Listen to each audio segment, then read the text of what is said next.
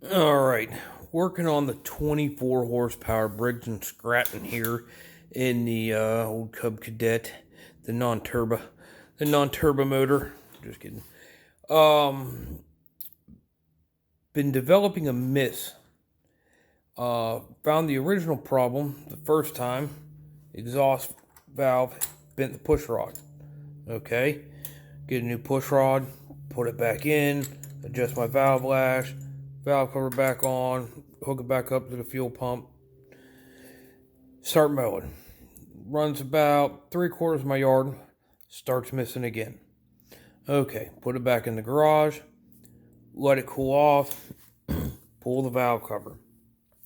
This time it had broken the exhaust push rod, and that went up and bent the intake push rod. Okay, so I get both of them, put them on, readjust both valves.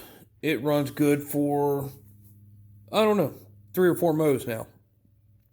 Out mowing last evening, damn thing started missing again. I was a little hot, so I went ahead and finished mowing with it the way it was. So this morning, figured what the hell, pulled the valve cover. Pulled the valve cover, and of course, the push rod for the exhaust is bent.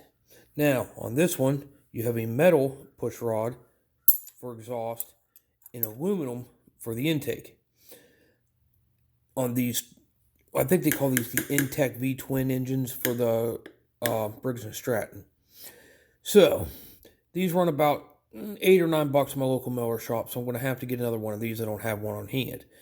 But, in investigating what the hell is going on, what I ended up finding was I pushed on my intake valve, and as you can see, it moves. So I said, okay, try doing the same on the exhaust. Tighter than hell. Wouldn't move. Wouldn't budge. It does now. I've fixed the problem. What it ended up being, let me get a flashlight here and see if I can get you boys in there, is if you see the valve stem nice and shiny coming out through the middle of the valve spring. Well, inside of there, further, is the valve guide. And what had happened is it worked itself out. It didn't fall out, but it worked itself all the way out to here and was impeding the valve spring in the valve from moving, and hence bent the push rod. So what I did was I pulled the spark plug out of it, and I pushed in on the valve spring and to release the valve keepers, the valve spring keeper, one on each side here, pulled them out, removed the valve spring. Then what I did was I pushed in on the exhaust valve, turned the engine over by hand until I could feel it contact that valve and push out as far as it could, turned it slightly further by hand. With the spark plug out, I took some rope and pushed into the hole, kept pushing in as much as I could get in. Then turned the engine backwards from the way I had just turned it so that it was pushing out on the valve, and the rope between the piston and the top of the cylinder head, or well, the bottom of the cylinder head, created enough to where it would hold the valve out and not push back in. So then I took a 1/4-inch drive socket, I placed it over the valve stem, and with a hammer, I drove the valve guide back into the head. I then got up my chisel, and I went around in about 5 or 6 places, and I peened the aluminum of the head so it would squeeze over onto the valve guide to keep it from working back out again. So now all I have to do is get my new exhaust push rod, put it back on, reattach. I'd knocked this off earlier playing with the valves for my intake here. So I'll have to put them back on, reset my valve lash. Then all you do is, where did it go?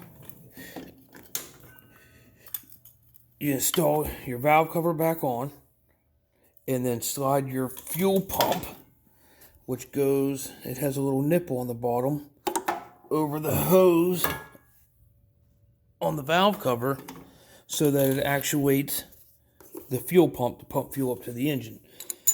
Button it back up. Now, I'm sure there's torque specs for this crap, but it's a lawnmower. I'm not getting into it. I'm taking them up till they're snug. Call it a day. This should take care of my problem, and this mower's gotten around 600 hours on it, so this is probably going to be the last summer for it. And but it'll get me through. I mean, I could go waste the money on a new mower now, or buying a new head or whatever. But if you guys are like me, I try not to spend money on stupid crap like a lawnmower if I don't absolutely have to. It's just a tool to me. So what I try to fix all this stuff myself and try and come up with little ways to save myself money. So yeah, I wasted money by buying the push rods 3 times. Well, it's going to be 4 times now. But if I'd have taken the time and looked, I would have been able to solve this problem from Jump Street, and I wouldn't be here today. Nonetheless, I'm not throwing the mower in the garbage and buying another one. This one will live to mow another day, get me through this summer. I'll sell it again next spring, get $300 out of it, put that to what I want to buy, which is a nice Kubota with a 60-inch deck, because I'm mowing 3 acres here, and this old Cub Cadet just isn't quite up to the task. Bit slow, not quite wide enough. Well, just the opposite of me. Well, I'm really fast, way too wide. So anyhow, get out and fiddle with something. If nobody's looking, you can diddle with it too.